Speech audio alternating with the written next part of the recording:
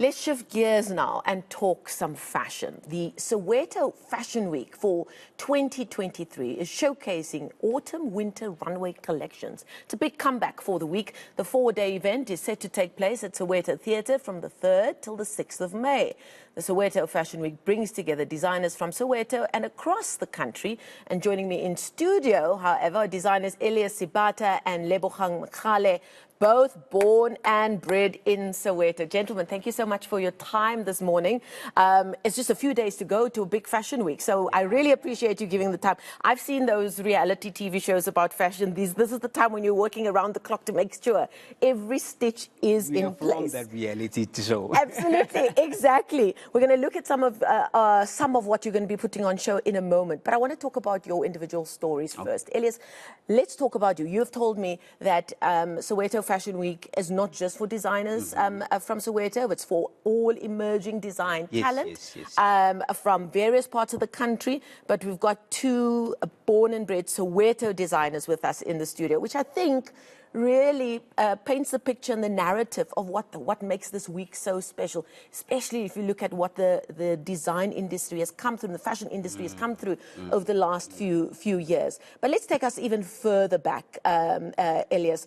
Talk to me about where the love started. I believe your mother was a seamstress in a factory, or so a little bird has told me, and that's where your love started. Talk to me about that childhood.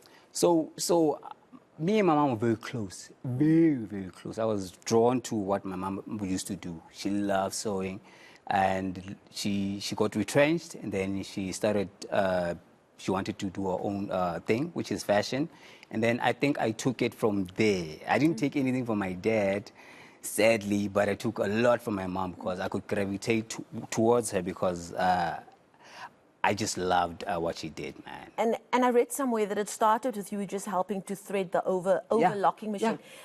Has that love for the intricate part of fashion and sewing, is that what stuck with you? And how does it influence what you do today?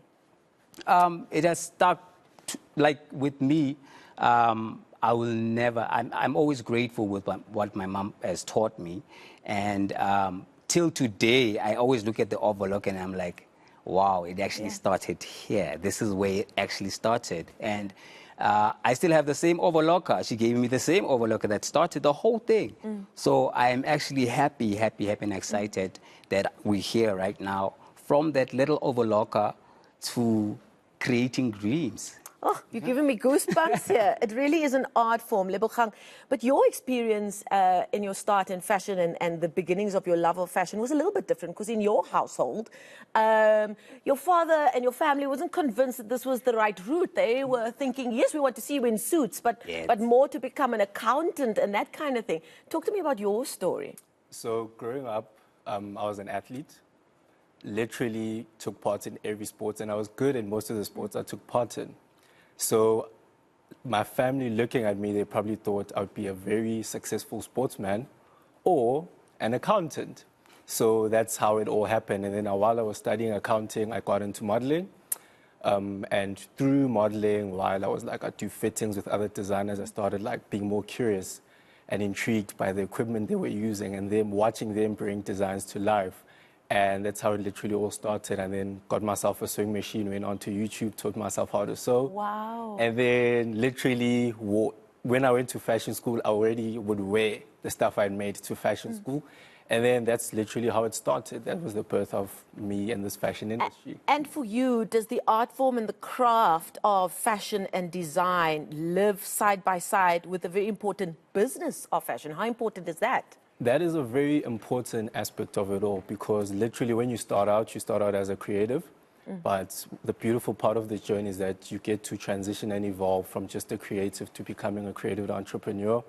And it changes and it influences the way you approach your design, because now you don't only design to look good, but you also factor in things like practicality, functionality. It's nice for me to dress you and you look good, but are you comfortable? But can you do your day-to-day activities and the stuff we made, or are you just nice for the pictures?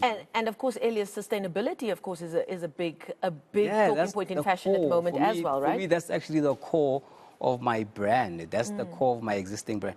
Like, my brand is about gender fluidity. And your brand is called Note, Yes, right? it's an acronym that stands for Not of This Earth. So we are gender fluid, we have gender fluidity, we have sustainability, which means all the fabrics that we use, most of them we try and use natural fabrics, and we try to upcycle a lot of fabrics or stuff that's thrown away or stuff that's recycled, and then we try and give back to the ecosystem. So that's what Note is all about. It's all about sustainability. Yeah. Yeah. At the moment, we're looking at visuals of some of the designs. So let's talk our viewers through what they're looking at. This is going to be part of what's going to be seen at Soweto Fashion Week for the autumn-winter showcase. Lebo, let's start with you. Yours is the piece on our far right, the green, more military-influenced look. Talk me through what we're looking at. So my work is for those who appreciate authenticity. It's for those who have a keen eye for detail. So what you're seeing now is our olive green swank suit. If you pay close attention, you'll see our exaggerated creases. You'll see our very defined sleeves. And we have our signature back yoke. On the front, instead of your normal press pocket, we've got a triangular origami pocket, which is another element you'd see only when you pay attention to the garment. And so basically, when you look at it, you gain more and more appreciation and love for the outfit, because you see the way simple design elements have been just tweaked up a bit, you know? And with a South African touch, but also an international influence. Exactly. I'm only picking up on the origami pocket, which is so beautiful, which you don't often say when you look at a sort of a military and almost masculine piece like that. Is that an important part of what you do? So I've basically transitioned from relying on printed fabrics because our local textile industry isn't very reliable. So I'd ventured into a space where I'd like for you to see a design element and immediately identify it with me. So if you look at pieces and you see some kind of pocketing that is weirdly shaped, that's a Lebo piece. That is a Macgale piece. There we go. That's the name of his brand. Let's look at the other two pieces now.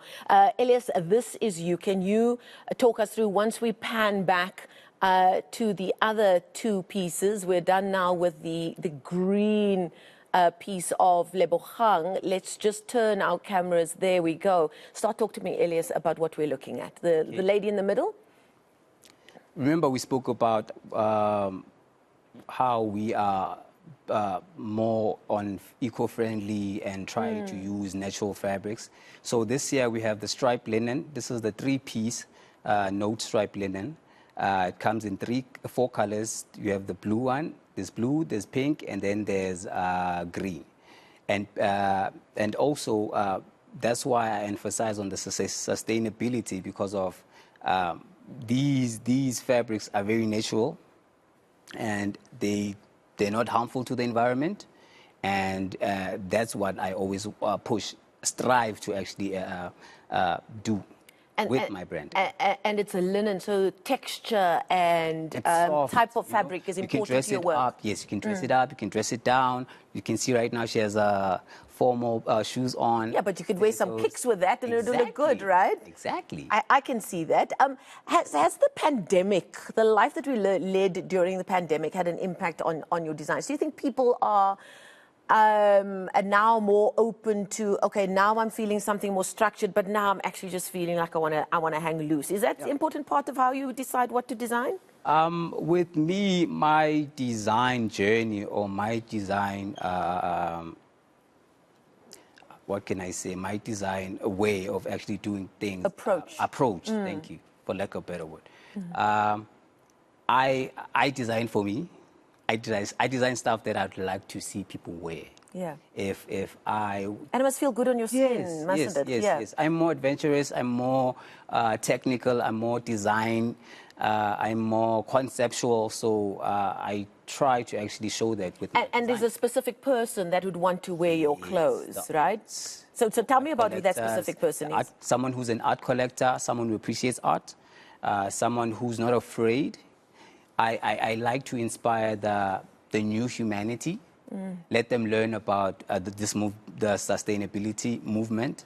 That's what I like doing. So we are trying to create a story. Well, while you're talking, let's look at the last piece then. Continue to talk about what you're talking about. Let's look at that last piece now. The last piece, exactly. The last piece was that will actually show you what I'm talking about. On the last piece, the jacket is more upcycled.